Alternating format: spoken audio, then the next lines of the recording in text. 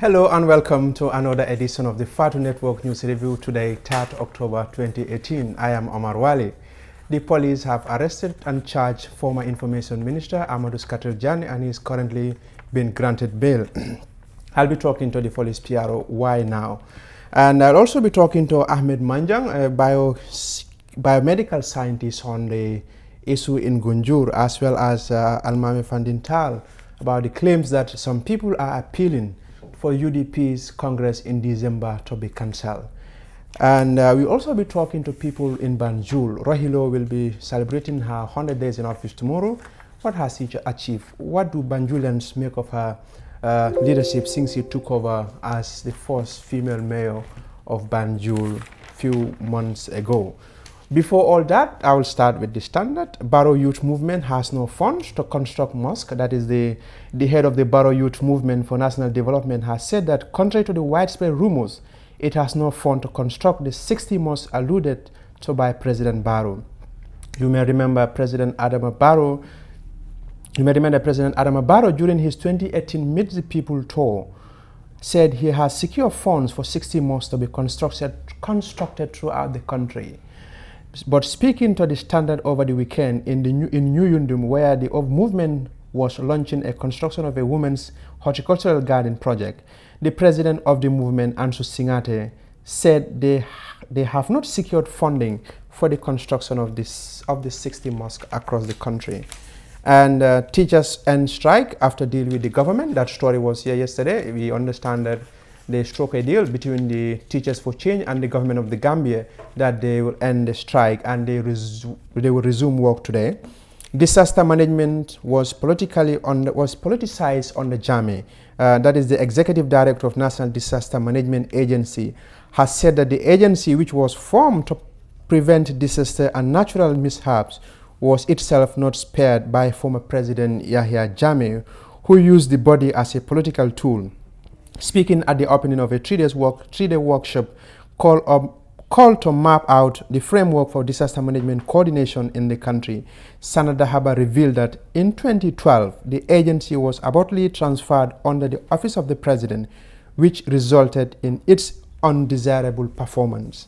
And Gambia risked losing millions OMVG compensation, that is the Education for All campaign fund network. The Gambia, IFANET, a civil society organization, has filed a petition to the government of the Gambia calling on the authorities to ensure that Gambia affected by OMVG energy reconnection project and receive their benefits like their peers in other member countries.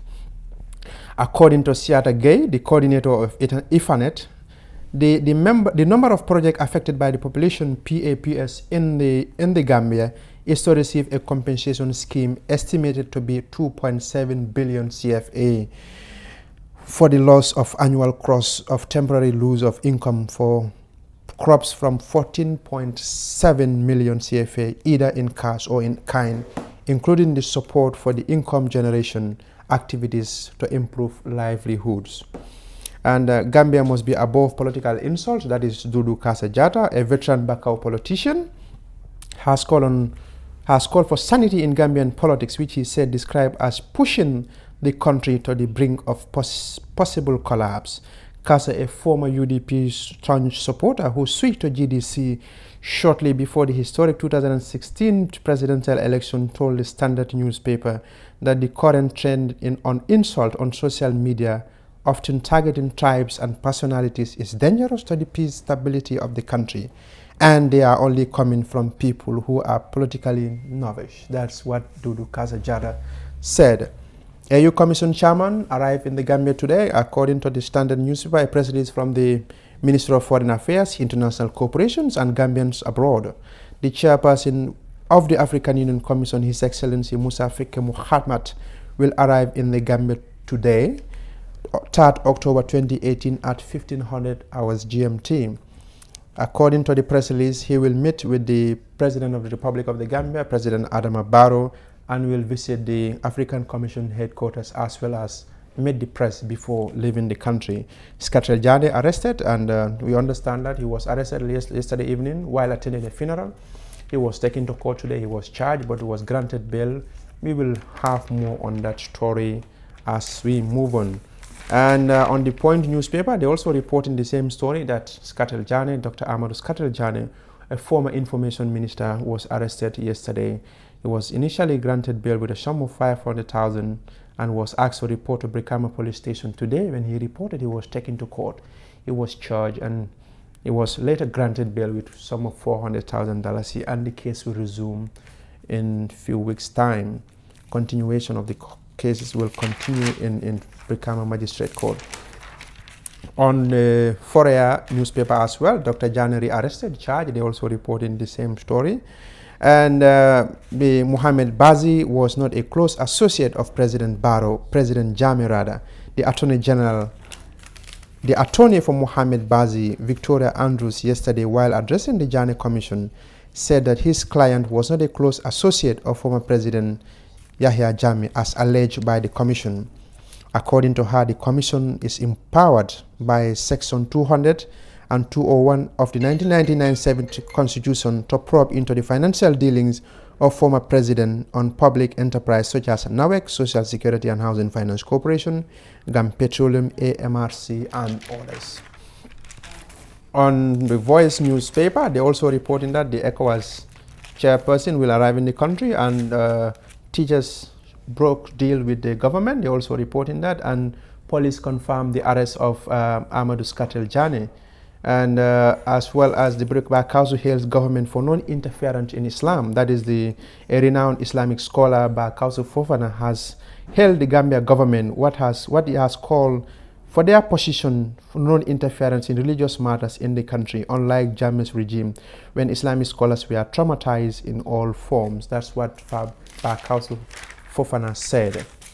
And on the daily newspaper, they also reporting that President Barrow wants to transform Gambia. That is from the United Nations, recently concluded United Nations General Assembly, that the President of the Republic has told the United Nations that since Gambia voted change in 2016 by bringing him into office, his government has been working hard to deliver a full transformed Gambia that is energy secured, full self-sufficiency, and investment friendly. Well, viewers, that's all we have for you today. But before all that, like it was reported in the newspapers, the former Information Minister Amadou Skatel Jane, as you may know, was arrested yesterday while attending a funeral, and he was taken to Brikama, and today he was taken to Brikama Magistrate Court, where he was charged with 2 counts, and count 1 is criminal trespass, and it reads contrary to Section 285A of the Criminal Code, Cap 10, Volume 3, Revised Laws of the Gambia, and it says, Amadou Skatel Jane, for that you did on or about the 22nd day of March 2018 at Gunjur Village, Combo South West Coast region in the Republic of the Gambia, you with intent to intimidate or cause annoyance unlawfully entered into the premises of Golden Lead Import and Export Company Limited, thereby you committed an offense. And count 2 is punishment for malicious injury in general, contrary to Section 312, subsection 1 of the Criminal Code, Cap 10, Volume 3, Revised Laws of the Gambia. And Amadou Skatel Jane, for that you did on or about the 22nd day of March 2018 at Gunjur Village in Combo South West Coast region of the Republic of the Gambia. You willfully and unlawfully damage the discharge pipes value $50,000, the property of Golden Lead Import and Export Company Limited, thereby committed an offense. He pleaded not guilty to both charges, and he was granted bail with a sum of $400,000. And he will appear in court on the 17th of this month, 2018. Moving from that one, the mayoress of Banjul, Rohey Malick Lowe, will be commemorating her 100 days in office tomorrow on 4th of October 2018. The question we have been asking, what has he achieved since he became mayoress, and has he fulfilled the campaign promises? And our reporter Fadu Sane went to Banjul and engaged the natives of Banjul. Here is her report. Replace your 3G SIM card today for the real Africell 4G SIM and receive 1 GB of internet data for free. Banjul daal li ñu soxla mooy defaral ñu Banjul tilim na salte na ruqa boo dem nga fekk fa ndox bu tilim place boo dem nga fekk fa lu tilim Banjul na loolu la soxla mu defal ñu ko mu jàppal ñu Banjul. gisuma ay développement nag yu mu defangum nag xanaa mi bi mu ngi am yoo xam ne mu ngi ko pareel dëkk bi yéngum waaye comme bu mu toogee ba léegi nag comme gisaamuñ dara tamit wax dëgg ne yàlla yeah to be honest you know because soo rombee gota yaa ngi fees moom ndox yaa ngi taxaw si koñ bi daf dee comme ruslu sa nga ne capital xam nga capital yi dëkka fuul capital yi dëkka mu war a mel noonu yeah dëgg def de comme man dama dee rus you know su ma demee si yeneen dëkk yi gis comme ñun suñ capital bi nu mu mel compared to capital yooyu noonu xam nga even just Sénégal fii rek you know Gambia tamit Banjul tamit waroon naa mun a nekk si beneen level boo xam ne is bigger than this.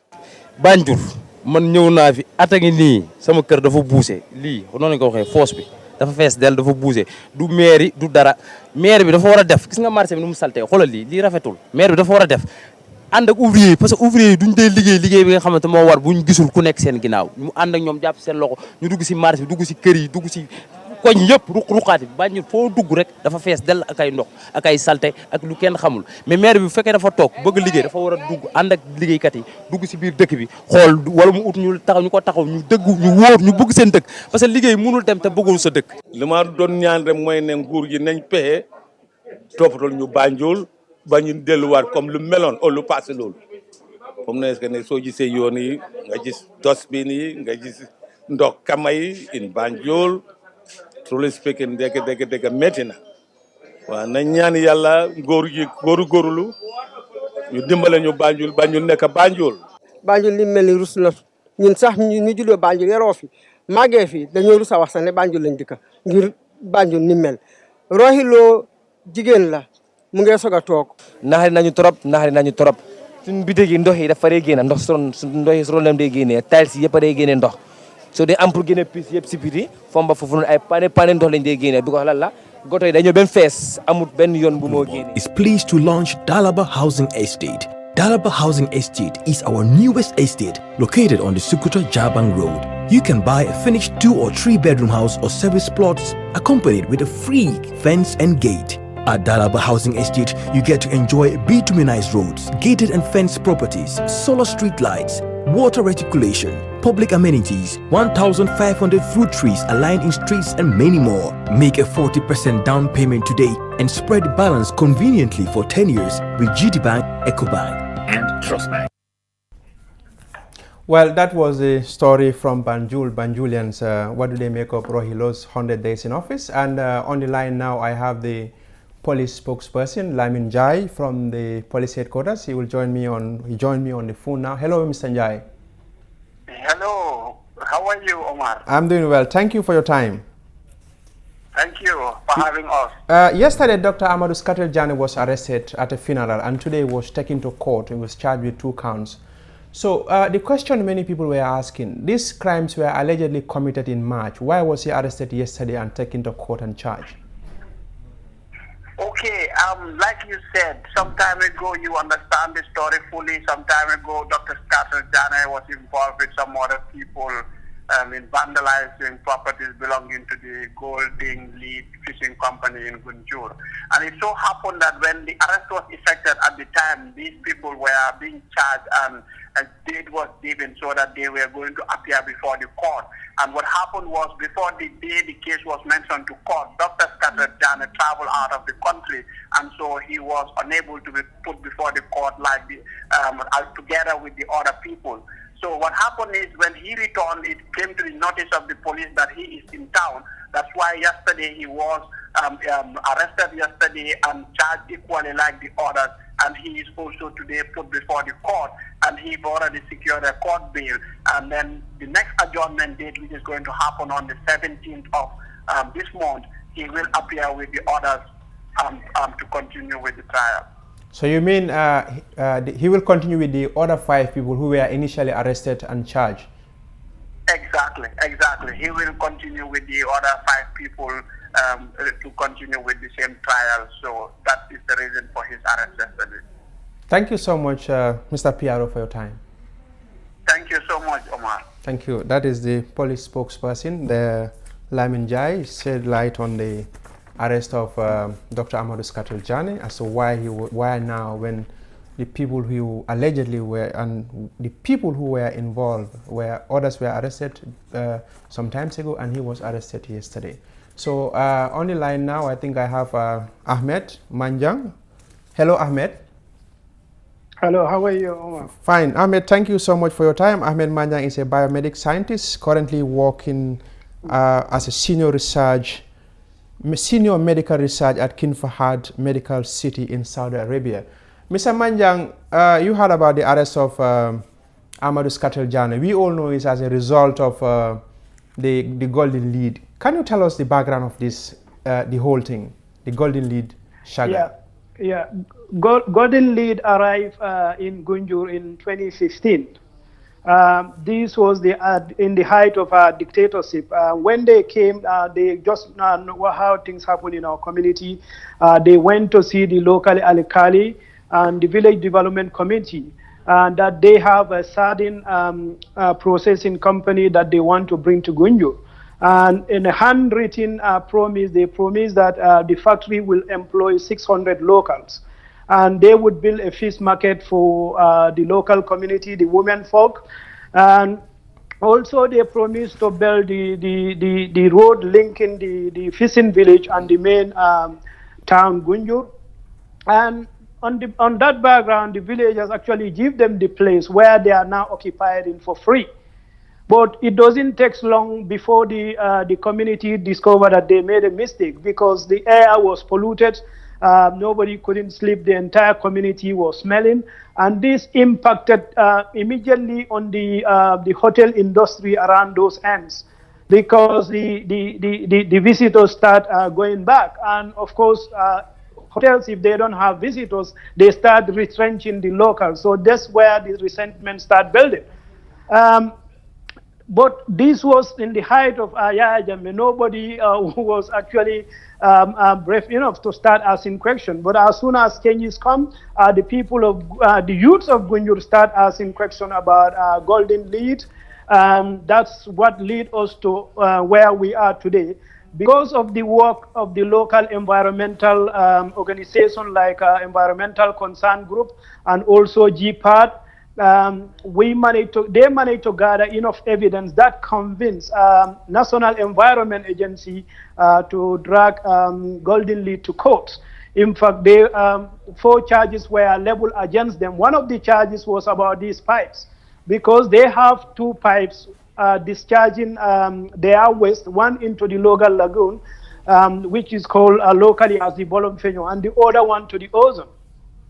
So the one to the local lagoon, caused immediate damage, because the volume of water is not so great. I'm not sure how long you've been following this, but the entire water turned blood red. Okay, the biology behind that is fish meal waste is very, very rich in nutrients like nitrogen and phosphates, which if you pump large quantity of it is equal to like pumping natural fertilizer into water bodies. So basically what that does was unregulated growth of algae. So those red algae that result into the algae bloom, and we've seen the entire marine population in that river was dead. The shrimps, the fish, the crabs, everything will die. Even the mangroves start dying. So as soon as that happened, the NEA took them to court, and for some reason, we had the announcement that government entered into an agreement with Golden Lead that they have to pay $25,000 US, and also to pull these pipes from the Logar River and the Ozons.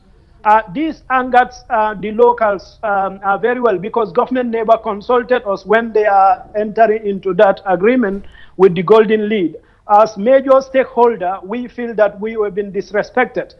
So it was from that we also filed our own lawsuit against Golden Lead. This was August 2017.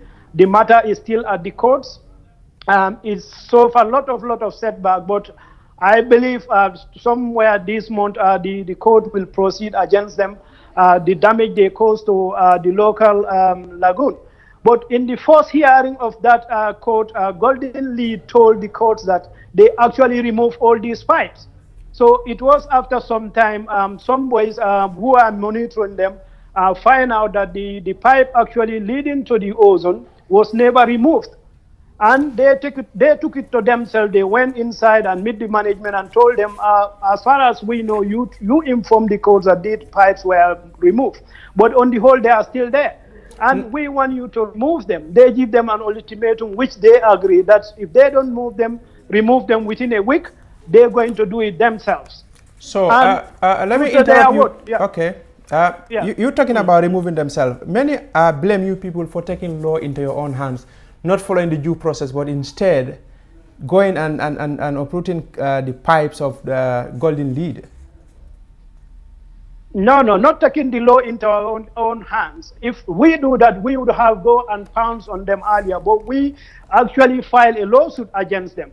The pipe they are talking about is in a public place. Umar, this is like your compound. Somebody came inside and decided to run his waste pipe into your house. This is a public space, it's on the beach. Nobody ever went inside Golden Lead. We told them, look, this pipe is a public space and is throwing the water into the ocean, which is also a public space. And the government, and according to the agreement they have with the Gambia government, those pipes supposed not to be there. So we gave them 1 week to do something about it. And this, we went to the Alikali, they went to the Alikali and told him about it. This is what we discovered. Can you summon these people and advise them to remove it? And that's exactly what the Alikali does. He called them, he called the manager, and he advised them, this is what you should do. If you don't remove it, I cannot stop these kids from removing it. And that's what we do. I don't think anybody can consider that as taking law into our own hands when our own lawsuit is suffering from a lot of setbacks at the high courts. Well, thank you so much, Mr. Manjang, for your time. You are welcome. Thank you. That is Ahmed Manjang, a biomedical scientist currently working as a senior medical researcher at King Fahad Medical City, Riyadh, Saudi Arabia. I'll also be talking to the UDP spokesperson. We're receiving reports regarding the Congress, which will be held at the end of the year. And but there are some conflicting reports as to whether it will go ahead or not. We are trying Almame Fandin Tal as soon as we lay our hand on him, and he's available now. Hello, Mr. Tal. Hey, good afternoon, Omar. Good afternoon. Thank you once again for your time. Thank you very much, Omar. What is going on at the UDP? We understand that some people are working so hard to make sure that the Congress is cancelled. Is that true or absolute true? There is no truth to that. We are working very hard at the level of the executive committee to finalize arrangements for the holding of the Congress. But I just wanted to make it absolutely clear that there is a letter from the IEC that was written to all the political parties that anyone who has not held his Congress on the 31st of December, your party would be deregistered. Okay. So this is not a UDP thing this way or that way. It is the law of the land. And you can confirm this by checking with the IEC. Yes.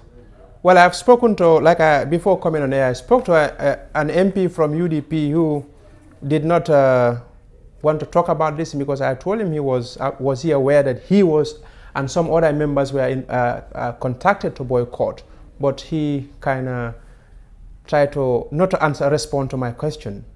So, but as far as we know, the Congress is going ahead come December. Definitely, and like I said, this is not a party activity. It is the requirements of the laws of this country. So really, I mean, unless and until the IEC changes its mandate, we are all obliged to follow what the IEC has prescribed. Otherwise, we will not be the kind of party that people will have confidence in. We are going by the regulations that the IEC has provided. All right.